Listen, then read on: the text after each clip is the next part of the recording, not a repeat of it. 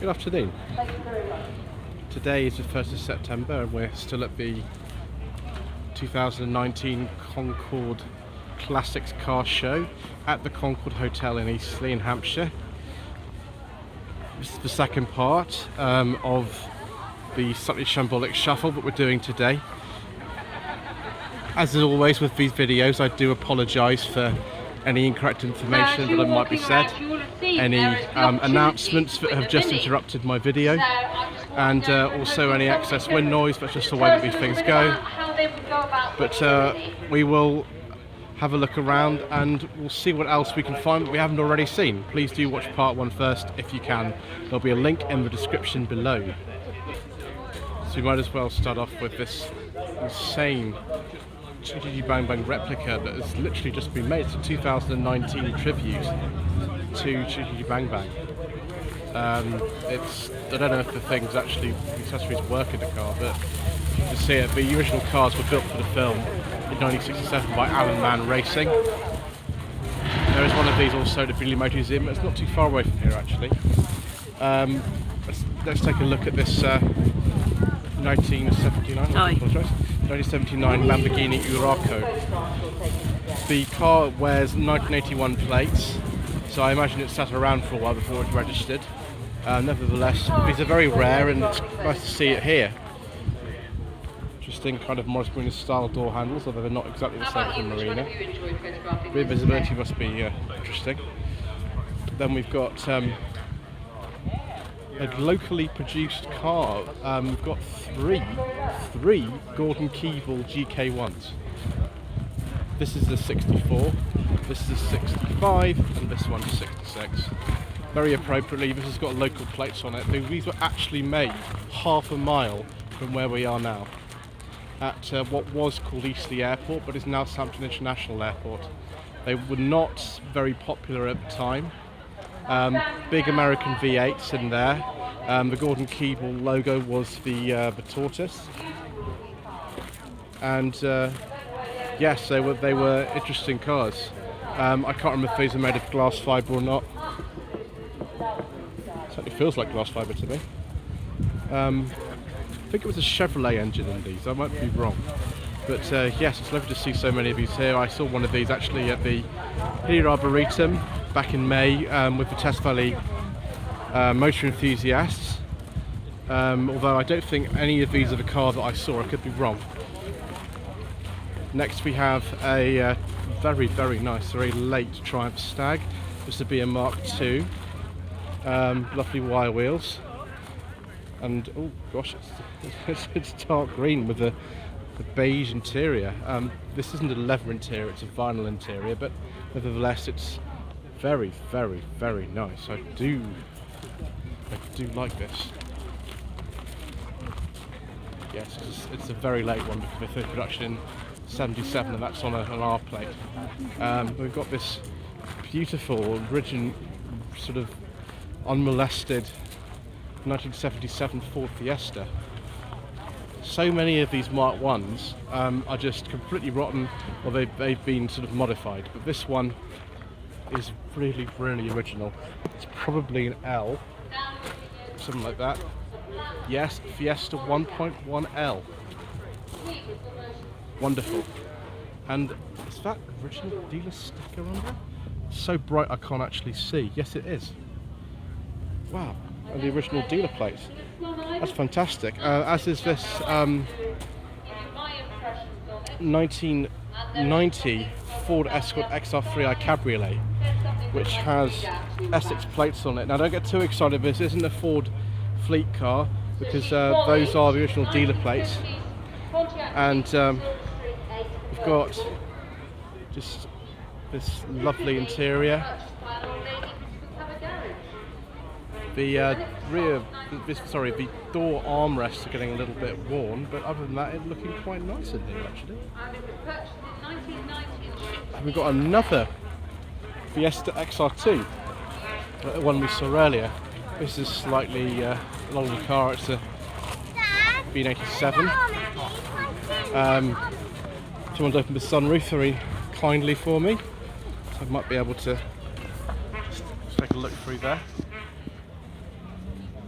Very nice indeed. Have a 1934 MG here. Is it yours? Love all these 84s. Next to this very nice Austin 7, we've got something of a rarity in this country. This is a Toyota FJ Cruiser.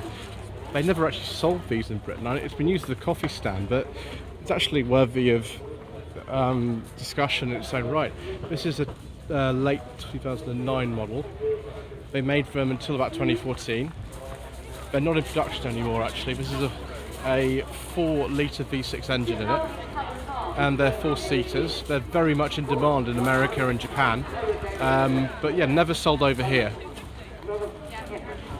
Let's go over here and see some more rare cars, such as this absolutely utterly beautiful Facel Vega, a manufacturer of French luxury cars who are no longer with us.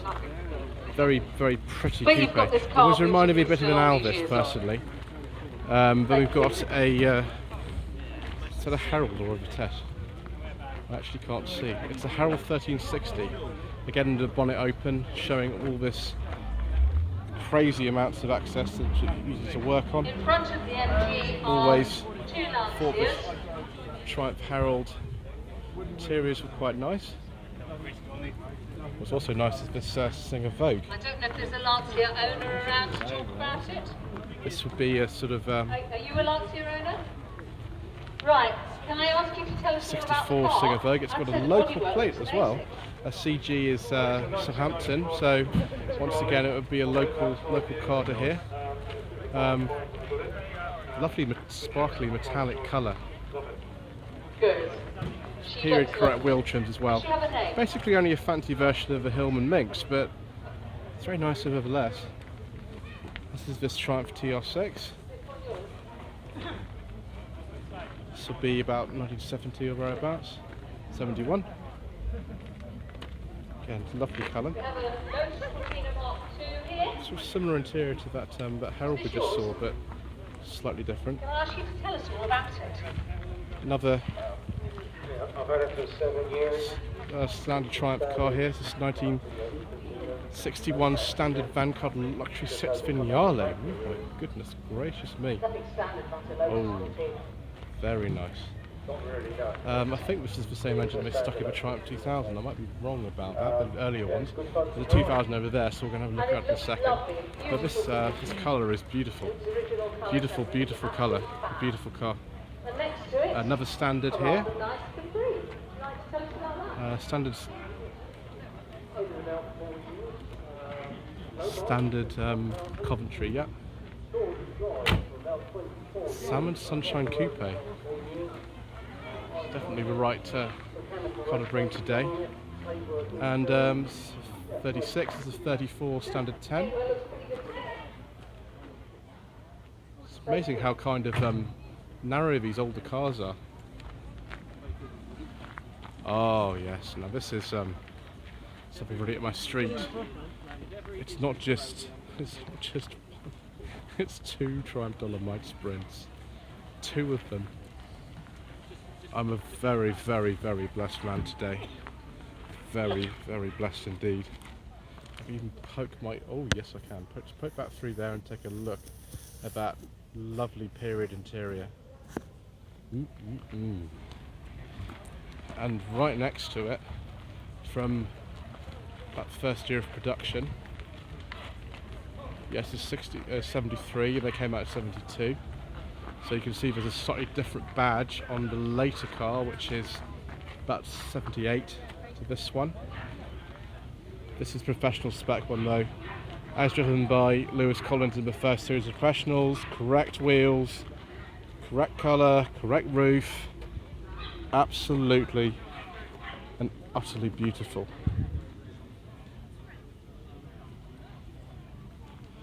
I think I better get out of here before I start making offers on these cars.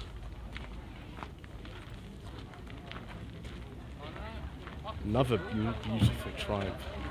This would be a TR2. Again, with that similar to the engine as was in the standard Vanguard over there. Small mouth, long door.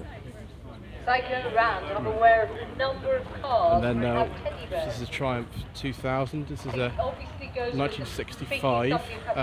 Some very, very interesting alloy wheels. Sorry, not alloy wheels, wire wheels. Ooh, that interior is beautiful. So it's a 2000 automatic, pre-facelift, and the colour is beautiful colour. Fabulous, fabulous car. Yes, I really ought to get out of this section of the show before I start wanting to buy everything. Unfortunately, getting out of the show without buying anything is not going particularly well, or at least in my mind it isn't, because I've just found this very nice original Boxster, and right next to that, that looks very much to me like a 968, and I really like those. That's very, very nice indeed. And then we've got this 356B from 1960 as well, a bona fide classic with even got turbocharger in there, with solar panels. Now that is a very attractive car. I wouldn't like to think how much those are to insure or how much they are to buy. Same sort of deal with this 1954 Daimler Conquest Roadster, which is in perfect condition. Again, a locally registered car.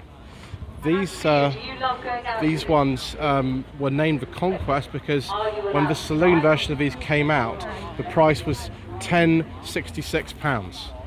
I don't think these were quite that cheap, but yeah, that was the name of it, 1066, as in the year of a Norman Conquest.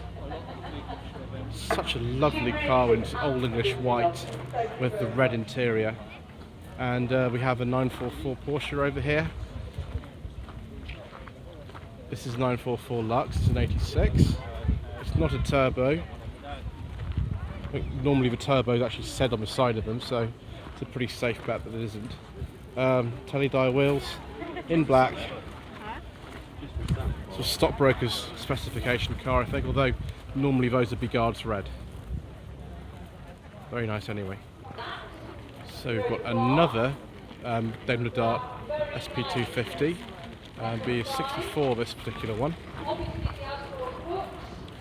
also known as the Dart. And then a Leaf Francis, oh wow. Now the Leaf Francis name disappeared forever in 1960. It had been on the decline for a while, but this is from 46, it's a Leaf Francis 14 horsepower, which looks lovely, immediately post-war. Again, look at all this kind of wood and bakelite and things like that. It's an extremely attractive car. We're in the American car section of the show here. Things like a Chevrolet Camaro Z28, Ford Mustang, another Ford Mustang 97. It's about 1975 Pontiac Firebird Trans Am. So almost kind of a sort of Rockford Files area here. Cadillac Coupe de Ville. It's about a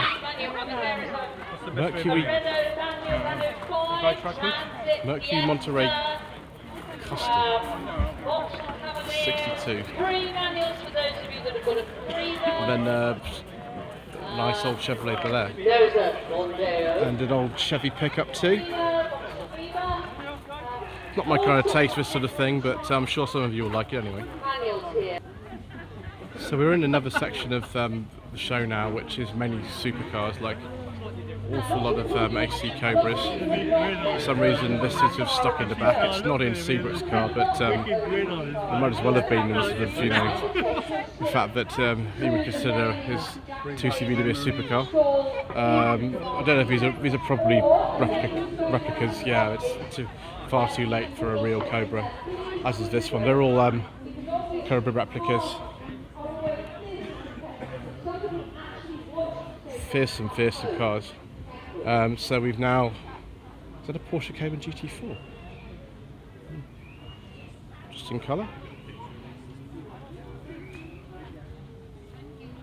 And then we've ended up with some Lamborghinis. Typical kind of Lamborghini colour. Interesting that it's I wonder if it's the gear lever in these things.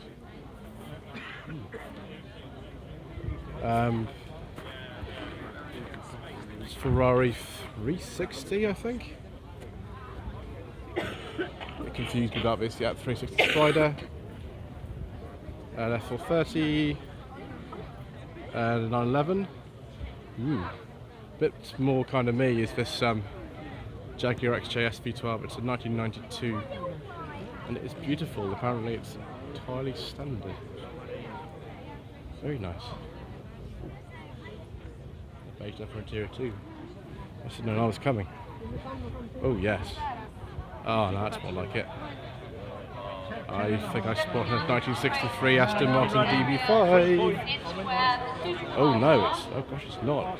Oh right, okay, so it's not actually a DB5, it's a DB4 Series 5. So very, very, very late DB4, and it has, yep, it's DB4 because it's got different headlights, but it is the right colour and Superleggera construction of DB5. So we've also got an Ferrari F40 here. I can't remember what type of Ferrari that is. I'm not very good on Ferraris. This looks suspicious like a Ferrari 348 to me.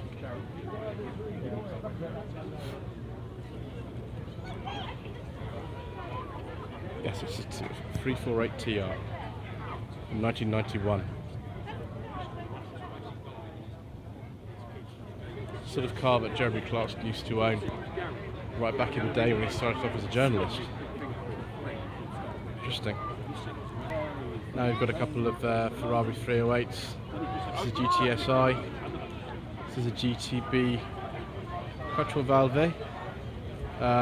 Jaguar D-Type replica. Lamborghini Aventador. I don't even know how that got in here. I mean, look close to the ground that is. Oh, especially for Mr. Ben Quirk from Planet Auto, we have a BMW i8. I know he loves these cars, and so we'll take a look at this one too. Yes, and a nice light coloured, probably not a real leather interior, probably an artificial leather interior in this. It's an eco car after all. But yes, this is that's a supercar. I love those. Continental GT, and then a Ford GT40 replica. I don't know. I don't think it's a real GT40. Oh yes, it's got a little plaque saying it's made by a company in Sutton Coldfield. Use that to just stay replica. There we go. Supercars Limited. So it's a replica. It's made in 2006. Nevertheless, it's as you can see just how low these things are. I don't really fancy getting in and out of that really. Well, an MG3 1.5 exclusive courtesy British Motor Group whilst you're here. That's very nice. Of course, I had one of these on test in July, and it was absolutely brilliant. This I think is an Excite actually, because it's not got the right interior for an exclusive, but nevertheless you can win one of these. That has to be a good thing. So outside the main bit of the show, we've got the supercar classic car rides that you can have. I shall be holding on to my money. Today I will not be doing that because I don't think I have enough to have a go in one of these, but let's just see what we've got here. Ferrari 360 I believe, Audi R8, Ford Mustang GT500. Away from here please. Oops, get away before I get killed.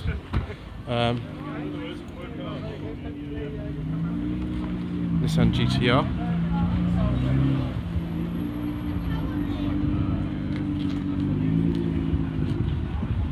Aston Martin, sorry, a Maserati. Should pause the video rather than trying to do live commentary. Maserati 3200. And we've got a Marcos actually. Don't know what the model of that Marcus has been is. And there is an Aston Martin. That is a DB11. Very nice. That looks like a very old Citroen. So this is an incredibly old Citroen. Anyway, well, I hope you found that video to be interesting. Please don't forget to subscribe to the channel. Don't forget to leave a comment below. I do apologise for the last bit of the video where I almost got killed. My website is www.lloydvehicleconsulting.co.uk. My Facebook page is facebook.com/Lloyd Vehicle Consulting. Plenty more Shambolic Shuffles coming up this month, so I hope you look forward to seeing those as well. Thank you ever so much indeed for watching.